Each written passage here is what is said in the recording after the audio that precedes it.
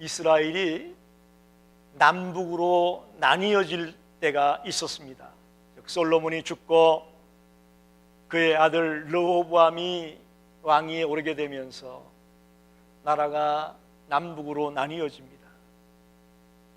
그래서 남쪽은 2지파, 북쪽은 10지파로 나라가 나뉘어졌는데, 그때 북쪽의 왕이 누구냐? 여로보암입니다. 그가 왕이 되면서 행한 일 중에 하나가 베델과 단이라는 곳에 신전을 짓고 거기에 금송아지를 만들어 놨습니다. 왜? 그 북쪽에 있는 사람들이 예루살렘에 내려가지 못하도록, 유다에 있는 예루살렘 성전에 내려가지 못하게 하기 위해서 베델과 단에다가 금송아지를 만들어 놨습니다. 그때 한 선지자가 나타나서 이야기하기를, 훗날 요시야라는 사람이 여로보암이 세운 이 모든 제단을 파괴할 것이다 라고 예언을 했습니다.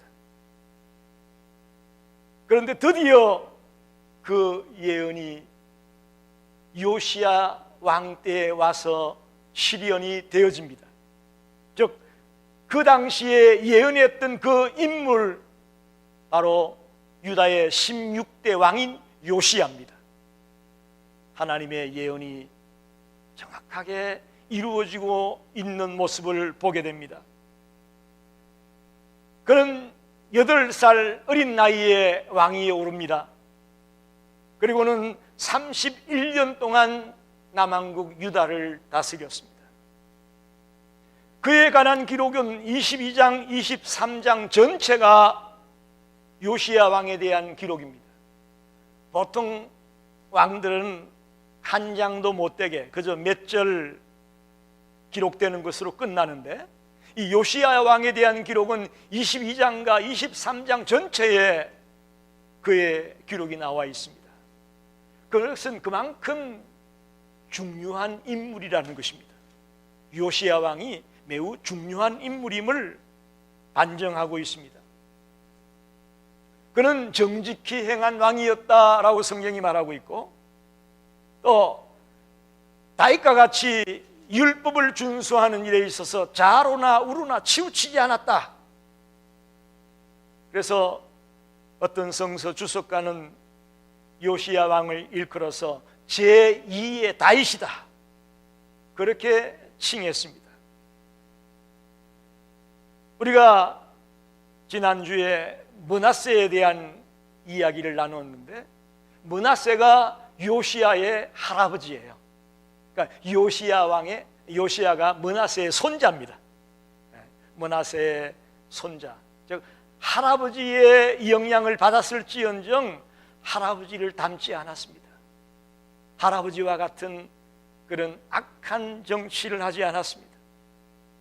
성군으로, 선한 왕으로 하나님 보시기에 바르게 달려가는 그런 왕이었음을 성경은 밝히고 있습니다.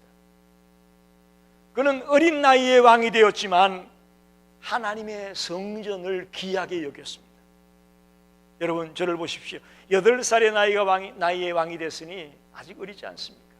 오늘 여기 본문에 보니까 18째 해에 왕이 된 지 18년째가 되어서 그런 말이 나오죠. 어린 나이에 왕이 되었지만 이제 하나님의 성전을 귀히 여기고 하나님의 성전을 사랑하는 그런 왕이었습니다. 그래서 왕이 된 지 18년째가 되어가지고 대제사장 hil기야에게 성전을 보수하라는 명령을 내렸습니다. 그동안 자기 할아버지 므낫세 때문에, 또 자기 아버지 아몬 때문에 성전이 막 엉망진창입니다. 파괴되고 망가지고 도저히 성전의 모습을 상실해버렸습니다. 그래서 요시야가 내린 결단 첫 번째가 성전을 보수하라. 그래서 대제사장 hil기야가 성전을 수리를 했습니다. 근데 놀라운 것은 성전을 수리하다가 성전 안에 있는 율법책을 발견했다는 것입니다. 이 율법책이 뭐냐? 오늘 우리가 들고 있는 이런 성경 같은 이런 책이 아니고, 그 당시엔 두루마리라고 그러죠. 두루마리에 기록되어 있는 그런 책인데, 어떤 학자는 신명기서다, 어떤 학자는 아니다, 모세의 오경이다. 의견이 분분합니다. 이 요시야 때 성전에 발견한 율법책이 신명기냐, 아니면 창세기, 출애굽기, 레위기, 민수기, 신명기 이 5권이 다 포함된 거냐, 의견이 분분합니다만은 모세 오경일 것으로 보는 것이 더 유력합니다. 성전 안에 제사장들이 주로 보던 그 율법책이 감추져 있었다가 성전을 수리하는 중에 발견했다라는 것입니다. 그리고는 그 책을 서기관 사반이 요시야 왕 앞에서 읽어주었습니다. 그 말씀을 듣다가 요시야가 자기의 옷을 찢었더라, 이렇게 기록되고 있다.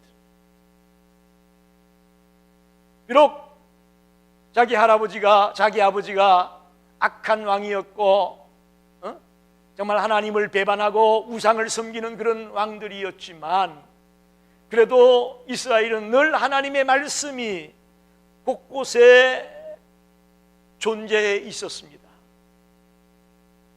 그런데 서기관 사반이 그 말씀을 읽어줄 때에 새롭게 말씀이 들렸습니다. 요시야 왕에게 하나님의 말씀이 새롭게 들려왔습니다. 이걸 저는 말씀의 재발견이다. 감추져 있던, 성전 안에 숨겨져 있던 그 율법책을 찾아냈다, 그것이 아니고, 전에도 들었던 말씀이지만 새롭게 말씀이 들려와서 나에게 주는 말씀으로 들려졌을 때에 요시야에게 엄청난 변화가 일어나고 새로운 역사가 일어났다는 사실. 오늘 우리는 말씀의 홍수 시대에 살고 있습니다. 동의하십니까? 전에는 기독교에 관한 서적 하나 살려고 그래도 기독교 서점에 근근히 찾아가서 겨우겨우 사고, 그저 기독교 방송, 라디오 방송 좀 듣고 그런 것으로 이어갔었는데, 요즘은 아주 말씀이 홍수처럼 넘쳐납니다. 인터넷에 들어가면 이름만 치면 아무개 목사님 설교가 쫙 동영상으로 다 나와 있습니다. 또 요즘 여기 은행이나 마켓 같은 데 가면 뭐 설교 CD가 막 산더미처럼 쌓여 있습니다. 뉴스에 또 신문에 기독교 TV 방송에 여러분이 얼마든지 하나님의 말씀을 접할 수 있는 말씀의 홍수 시대에 우리가 살고 있습니다. 그러나 과연 우리가 하나님의 말씀 앞에 정직하게 서 본 적이 있습니까? 여러분, 이건 심각한 질문입니다. 오늘도 여러분이 어떤 마음으로 이전에 나왔는지 모르겠습니다. 오늘 하나님이 나에게 무슨 말씀을 주실까, 그 말씀을 사모하며 기대하며 고대하며 여기 나와 앉아 계시다면 참 좋겠는데, 제가 보기에는 안 그런 분이 많으실 것 같아. 지금도 예배 드리는데 뭐 자꾸 산만해요. 산만해. 여러분, 정말 하나님의 말씀 앞에 정직하게 저와 여러분이 서본 적이 언제입니까? 언제입니까? 우리가 이 하나님의 말씀을 제대로 듣게 된다면 분명히 역사가 일어나게 되어 있습니다. 분명히 변화가 일어나게 되어 있습니다. 분명히 하나님의 능력이 나타나게 되어 있습니다. 우리가 문제는 말씀을 제대로 못 듣는다는 거예요. 하나님의 말씀을 제대로 못 들으니까 맨날 그 타령이에요. 30년 믿어도 50년 믿어도 모태신앙으로 수십 년을 교회에 다녀도 그 타령이에요. 오늘 요시야가 사반이 읽어주는 그 하나님의 율법책을 듣는 가운데 말씀이 말씀으로 들려왔습니다. 그래서 옷을 찢고 다시 한번 하나님 앞에 다짐하며 23장에 가면 엄청난 계획을 단행합니다. 히스기야가 엄청난 계획을 단행했었다 우리가 알고 있었는데, 히스기야보다도 더 엄청난 계획을 요시야가 시행합니다. 그게 다 뭐냐? 말씀을 재발견함으로 이런 일들이 일어났다는 사실입니다. 그래서 오늘 저는 이 시간 우리가 하나님의 말씀을 재발견하면 어떤 일이 일어날 수 있을까 하는 것을 몇 가지 생각해 보려고 합니다. 저와 여러분이 하나님의 말씀 앞에 정직하게 서서 말씀을 나에게 주는 말씀으로 받게 되면 제일 첫째는 어떤 일이 벌어지느냐?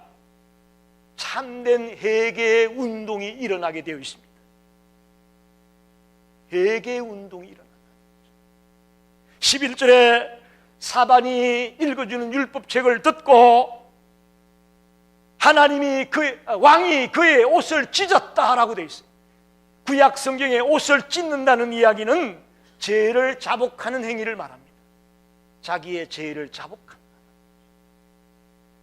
한마디로 회개하는 행위를 말합니다. 하나님 앞에서 감출 수 없는 내 모습을 발견하고 추하고 추한 내 모습을 발견하고 눈물로 통해 자복하는 일이 일어날 수밖에 없다는 겁니다. 1907년에 한국 초대 교회사를 보게 되면 1907년에 1월 4일 날 평양에 있는 장대현 교회라는 교회에서 말씀 사경회가 열렸습니다.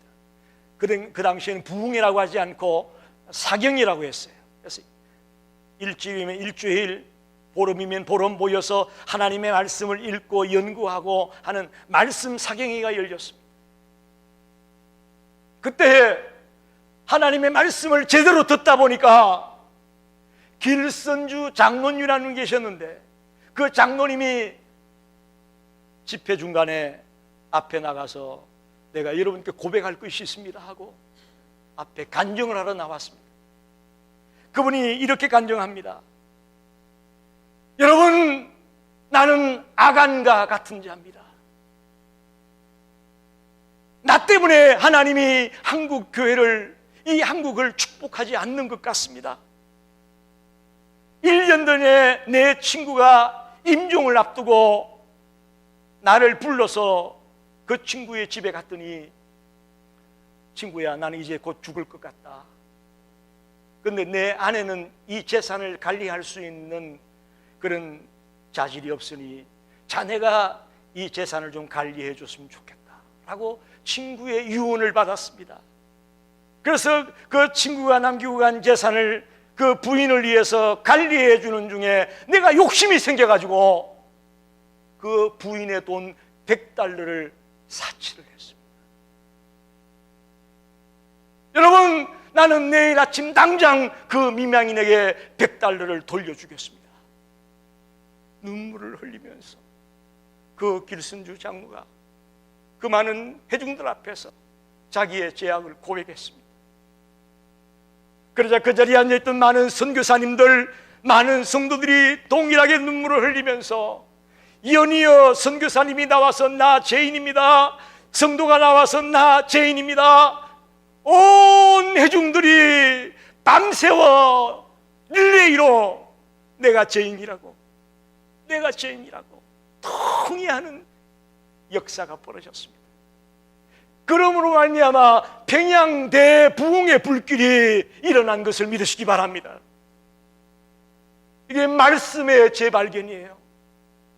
하나님의 말씀을 듣다 보니까 내가 죄인임을 발견하는 일들이 우리 한국 초대교회에 일어났습니다. 여러분, 부끄럽습니다마는 저는 예수 믿는 집안에 태어나지 못했습니다. 저희 때는 다 그랬죠.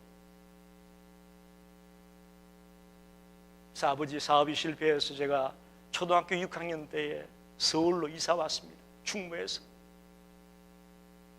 그래서 그때부터 의지할 때는 교회밖에 없더라고.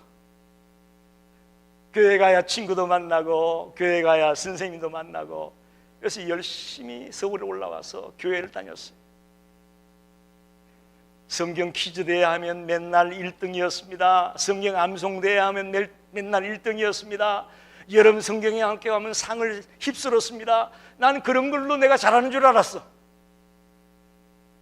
그런데 하나님의 말씀으로 듣지 못하고 교회만 왔다 갔다 한 거예요. 그런데 고등학교 2학년 때에 저희 교회에서 심령 부흥성회가 열렸습니다. 담임 목사님이 아닌 외부 강사가 와서 처음 설교하는 것을 들었습니다. 그때에 저에게 있어서는 말씀의 재발견이 벌어졌습니다. 그 목사님의 메시지가 하나님의 말씀으로 들려졌습니다. 집회 첫날 그 말씀을 듣고 제가 거꾸로 졌습니다. 여러분 보시기에 이 조 목사가 선하게 생겼습니까? 악하게 생겼습니까? 저는 꽤 그래도 착하게 산다고 했던 사람이고 선하게 산다고 했던 사람입니다. 그런데 그 강사님의 말씀을 듣는 중에 내가 얼마나 못나고 못난 죄인인지, 내가 얼마나 추하고 추한 죄인인지 내 모습을 적나라하게 보게 되었습니다. 그리고는 한없이 흐르는 눈물을 주체하지 못하고 적어도 3시간 이상을 그 교회 마룻바닥에 엎드려서 온전히 통회하는 기도만 3시간 이상을 그곳에서 몸부림치면서 했던 기억이 있습니다. 여러분, 하나님의 말씀이 나에게 주는 말씀으로 들려지기 시작하면 우리 속에 진정한 회개의 운동이 일어날 수밖에 없음을 믿으시기 바랍니다. 오늘 이 예배를 드리는 중에 여러분이 이 말씀이 나에게 주는 말씀 다시 한번 발견되고 다시 한번 들려주시기를 축원합니다. 하나님의 말씀은 빛과 같습니다. 그래서 내 마음속에 있는 죄악의 어두움을 감출래야 감출 수가 없습니다. 사람의 눈은 속일 수 있을지 몰라도 하나님의 말씀 앞에 서면 우리를 속일 수가 없습니다. 그래서 우리는 통회하고 있는 그대로 내어놓고 눈물로 기도할 수밖에 없는 것입니다. 아무쪼록 첫째는 말씀의 재발견을 통해서 우리가 회개의 운동이 이 열린 교회 안에 일어나기를 간절히 소원합니다. 두 번째는 하나님의 말씀을 재발견하면서 하나님의 약속을 깨닫게 되어집니다. 요시야가 그랬습니다. 오늘 13절에 보니까 우리 조상들이 이 책의 말씀을 듣지 아니하며 이 책에 우리를 위하여 기록된 모든 것을 행하지 아니하였으므로 여호와께서 우리에게 내리신 진노가 크도다. 왜 우리 민족이 이렇게 고난을 당하고 어려움을 당하는가? 알고 보니까 이 하나님의 말씀을 순종하지 않아서 이 나라가 이런 꼴이 되고 말았구나 라는 걸 알게 되었다는 거죠.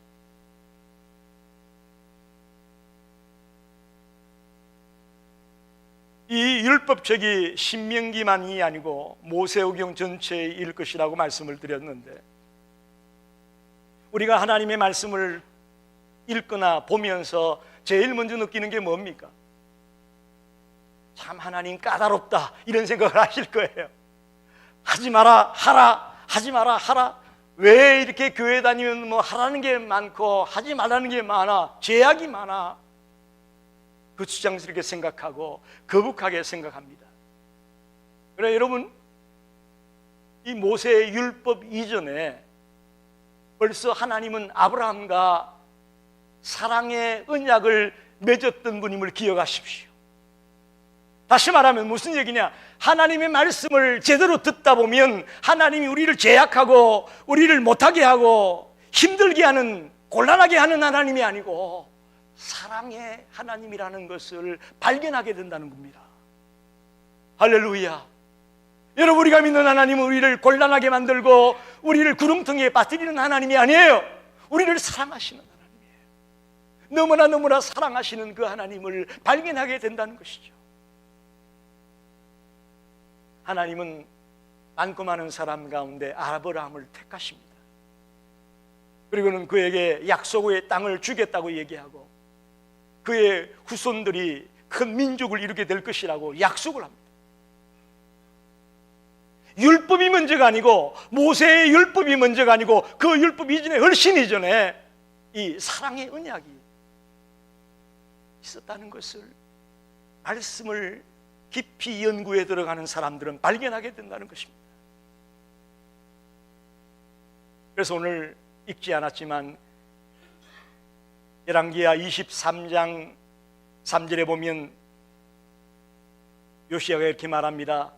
여호와 앞에서 언약을 세우되 마음을 다하고 뜻을 다하여 여호와께 순종하고 그의 계명과 법도와 율례를 지켜 이 책에 기록된 이 언약의 말씀을 이루게 하리라 하며 백성이 다 그 언약을 따르기로 하니라. 다시 하나님 앞에서 언약을 체결하고 있는 요시야를 보게 됩니다. 그건 왜 그러냐? 그가 언약을 발견했다라는 겁니다. 이 언약이라는 것은 카비넌트, 영어로 말하면 카비넌트를 말합니다. 이건 조건 없는 하나님의 사랑의 근거에서 체결된 약속을 말합니다. 우리는 하나님의 말씀을 들으면서 우리 하나님이 우리를 힘들게 하려고 이걸 하라고 하고 이걸 하지 말라고 하는구나라고 부정적으로 생각했다면, 이제 오늘부터 말씀을 새롭게 듣게 되면서 하나님은 우리를 얼마나 사랑하고 있는지, 하나님이 얼마나 사랑이 많으신 분인지, 얼마나 우리를 위해 모든 것을 내어놓는 분인지, 그런 엄청난 사랑의 하나님을 발견하게 되기를 간절히 소원합니다. 여러분, 예를 들어 봅시다. 부부간에도 살다 보면 다투기도 하고 또 으르렁거리기도 하고 그렇지 않습니까? 어때요, 여러분? 부부싸움 한 번도 안 하고 그냥 행복하고 신나고 좋기만 합니까? 저도 요즘 이제 나이가 들다 보니까 깜빡깜빡해서 마누라가 뭘 하라고 하는 걸 안 해놓으면 또 얼마나 또 바가지를 긁는지 아주 곤란할 때가 있습니다. 힘들 때가 있습니다. 그러나 여러분, 그런 것들은 넘어갈 수 있어요. 그런 실수들은 얼마든지 있을 수 있다고요. 그런데 그 사랑의 언약이 깨어지는 순간 부부간의 위기가 오는 거예요. 그게 뭐냐? 여자가 남편이 아닌 다른 남자에게 눈길을 줄 때입니다. 남편이 아내가 아닌 다른 여자에게 눈길을 주고 관계를 맺기 시작하면서부터 그 가정은 깨어지는 거예요. 이해가 됩니까? 우리가 좀 기분 나빠서 어려움이 있어서 실수하고 다투고 이런 것 가지고는 깨지진 않아요, 가정이. 문제는 가장 중요한 이 사랑의 언약이 이게 깨어지면서부터 부부가 깨지고 가정이 깨지는 거예요. 하나님과 우리의 관계도 저는 똑같다고 생각합니다. 하나님이 우리가 조그만 실수할 때마다 우리를 들고 칩니까? 어때요? 하나님이 내가 조그만 하나만 잘못해도 그냥 벌을 주고 때리고 병들게 하고 망하게 하고 막 저주하고 그럽니까? 그것 가지고 하나님이 버럭 나가진 않아요. 우리와 하나님의 관계가 깨지진 않는다고요. 언제 깨지냐? 하나님의 이 사랑의 언약인 이 하나님과의 관계에서 깨지는 이유는 뭐냐? 우상을 숨기는 거예요. 네? 우리를 위해 모든 사랑을 쏟아붓는 그 하나님을 사랑하지 않고 우상을 따르기 시작하면서부터 그때 하나님이 깨지는 거예요. 하나님과 우리의 관계가 깨지고 만단 말입니다. 굉장히 중요한 얘기예요. 하나님의 말씀을 말씀으로 제대로 받기 시작하면 이 하나님의 사랑의 언약을 발견하게 됩니다. 그 사랑의 언약의 클라이맥스가 예수 그리스도 아닙니까? 할렐루야! 이 성경의 핵심이 예수님이에요. 구약은 오실 예수 그리스도, 신약은 오신 예수 그리스도와 다시 오실 예수 그리스도를 얘기하는 게 성경이에요. 그래서 우리는 하나님의 사랑의 언약을 깨닫게 된다는 얘기는 예수를 발견하는 것이고 하나님의 놀라운 사랑을 발견하게 되는 것이죠. 오늘 우리가 이 더운 날 왜 여기에 달려왔습니까? 왜 달려왔습니까? 그 하나님을 사랑하기 때문에 여기 온 겁니다. 할렐루야! 그게 정상이에요. 그래서 예배가 중요한 겁니다. 우리는 예배를 목숨처럼 귀히 여겨야 됩니다. 우리가 하나님을 사랑하는 걸 뭘로 증명할 수 있습니까? 말로 나 하나님 사랑해요, 주님 사랑해요, 아무리 복음성가 부르고 아무리 노래 불러봐도 여러분 주일날 주님 앞에 나와 예배하는 이 일을 소홀히 여긴다면 그건 주님 사랑하는 걸 증명할 수가 없어요. 증명할 수가 없어요. 우리는 주님을 사랑하기 때문에 주의를 지킬 수밖에 없습니다. 이 주의를 통해 주님께 영광을 돌리고 주님을 찬양할 수밖에 없습니다. 그렇게 되어야 됩니다. 그게 하나님의 말씀을 발견하면서 새롭게 말씀을 듣기 시작하면서 하나님과의 약속을 깨닫게 된 사람이 해야 될 행동입니다. 아무쪼록 우리가 주의를 지키는 이 일이, 예배를 드리는 이 일이 하나님을 사랑하는 표현이라는 것을 꼭 믿으시기를 바랍니다. 마지막 하나는 삶의 목적이 달라집니다. 하나님의 말씀을 재발견하고 하나님의 말씀을 제대로 듣게 된 사람에게는 삶의 목적이 달라진다. 23장 전체의 이야기는 이제 말씀을 듣고 난 이후에 요시야가 엄청난 계획을 단행하고 있는 모습이 기록되고 있습니다. 모든 산당을 헐어버립니다. 불태워버립니다. 우상 앞에 섬겼던 제사장을 다 끌어냅니다. 모든 더럽혀진 기구들을 다 불태워버립니다. 어마어마한 계획을 단행하고 있는 이야기가 23장에 나와 있습니다. 다시 말하면 요시야는 말씀을 듣고 난 후에 내가 하나님을 위해서 뭘 해야 될 것인가? 내가 이제 어떻게 살아야 될 것인가? 그 생각을 했다는 거죠. 그래서 이 엄청난 계획이 뒤따라왔다는 거죠. 여러분 한번 물어봅시다. 우리가 매일 밥 먹고 직장에서 일하거나 사업장에서 일하고 저녁에 와서 잠자고 그렇게 매번 살고 있다면 그 삶이 무슨 의미가 있겠습니까? 그것이 우리 삶의 전부는 아니지 않습니까?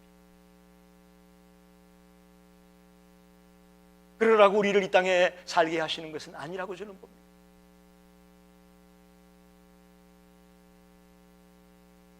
예수님께서 소위름응답 제1문에 사람의 제일 되는 목적이 뭐냐? 하나님을 영화롭게 하고 그분을 기뻐하는 것이다.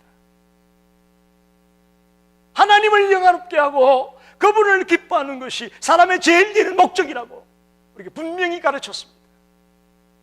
여러분 우리가 이 땅에 사는 것은 하나님께 영광을 돌리려고 사는 겁니다. 그 하나님께 영광 돌리는 일은 하나님의 나라를 건설하는 것입니다. 하나님의 뜻을 이루어가는 것입니다. 하나님의 근세를 세상에 알리는 겁니다. 하나님의 능력을 세상에 증거하는 겁니다. 하나님의 살아계심을 외치는 겁니다. 할렐루야! 이게 요시야가 새롭게 발견한 자신의 삶의 목적이 무엇인가를 발견한 삶을 살게 된 계기라고 저는 봅니다.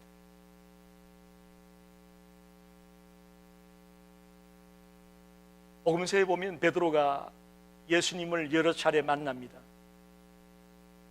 요한복음 1장에 보면 베드로가 예수님을 처음 만난 사건이 있습니다. 그때 예수님이 베드로에게 내가 요한의 아들 시몬이니 너의 이름을 장차 게바라 하리라. 그때 예수님이 게바라고 베드로라고 반석이라고 이름을 바꾸어줬어요. 그때 이미 말씀을 들었어요. 그런데도 누가복음 5장에 가서 보면 두 번째 이제 예수님을 만나는데 그 처음 만난 이후에도 여전히 어떻게 살고 있느냐? 갈릴리 호수에서 고기 잡으면서 여전히 똑같이 살고 있었어요. 똑같이 살고 있었어요. 말씀을 듣긴 들었는데 한 귀로 흘려버린 거죠. 그리고는 여전히 똑같이 갈릴리 호수에서 고기나 잡고 있었어요. 밤이 맞도록 고기를 잡았는데 한 마리도 못 잡았어요. 그런데 예수님이 다가와서 깊은 곳에 가서 그물을 던져라. 그 예수님의 말씀을 듣고 다시 나가서 깊은 곳에 그물을 집어 던졌더니 베드로가 어부 생활하면서 지금까지 경험해보지 못한 어마어마한 고기를 잡았어요.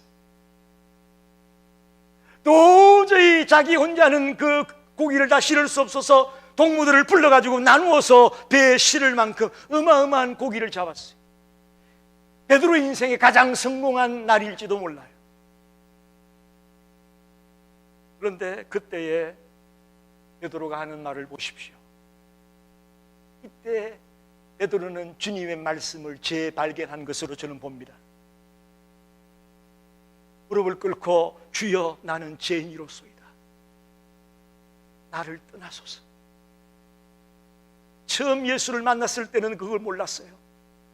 그러나 두 번째 예수를 만나고 나서 이분이 하나님의 아들이구나, 이분이 보통 분이 아니구나, 이분이 우리 구세주구나 라는 것을 깨닫고 난 이후에 나는 죄인이로소이다. 나를 떠나소서.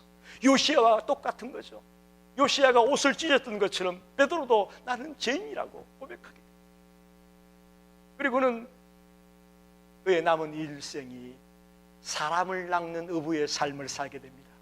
그물과 배와 모든 걸 버려두고 주님을 따르면서 마지막 거꾸로 십자가에 달려 죽을 때까지, 순교할 때까지 그의 삶의 목적이 예수를 따르는 삶으로, 예수를 증거하는 삶으로 살다가 갔다는 이야기. 할렐루야.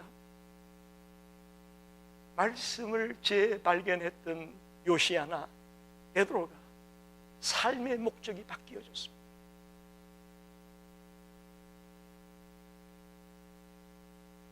말씀을 정리합니다. 우리가 그동안 말씀을 안 들은 것 아닙니다. 교회 다니면서 말씀도 들었고, 여러분이 또 우리 성도들 중에 CD를 많이 들으시더라고. 차에 CD 들으면서 다른 교회 목사님 설교도 많이 듣고 하는 거 다 제가 알고 있습니다. 그러나 여러분, 그 말씀이 나에게 주는 말씀으로 바르게 들려오지 않는 한 아무 소용이 없습니다. 아무 소용이 없습니다. 오늘 이 말씀을 들으면서 다시 한번 말씀이 재발견되어지길 바랍니다. 다시 한번 이 말씀이 하나님의 말씀으로, 나에게 주는 말씀으로 받게 되는 역사가 일어나기를 원합니다. 그럴 때 진정한 변화가 일어나는 겁니다. 그럴 때 요시야와 같이 옷을 찢고 통에 자복하는 회개의 역사가 일어납니다. 길선주 장모님처럼 나는 아간입니다. 나는 아간이에요. 나 때문에 이 나라가 흥하지 못하고, 나 때문에 한국교회가 어려움 속에 있다고 눈물로 통회하는 것처럼 우리가 나의 죄를 고백하고 주님 앞에 바로 서려고 몸부림치는 운동이 일어나는 겁니다. 하나님, 벌 주는 하나님, 무서운 하나님, 진노하는 하나님, 우리를 못 살게 구는 하나님이 아니라 사랑의 하나님. 하나님 나를 이렇게 사랑하는구나. 그러니 나도 하나님을 사랑해야지. 주의를 꼭 지켜야지. 주님께 나가 예배해야지. 주님이 기뻐하는 일을 해야지. 이렇게 바뀌어지는 거죠. 그래서 밥 먹고 잠자고 일하고 돈 모으고 여행 다니고, 이것이 내 삶의 목적이 아니고, 물론 그러고 대로는 필요해요. 그러나 그것이 내 삶의 목적은 아니에요. 하나님의 나라를 건설하고 하나님의 뜻을 이루어가고 하나님을 영화롭게 하는 삶을 살라고 우리를 이 땅에 살게 하는 겁니다. 할렐루야. 우리 한번 남은 생에는 말씀을 재발견하여 변화된 모습으로 살게 되기를 간절히 축원합니다. 기도하겠습니다.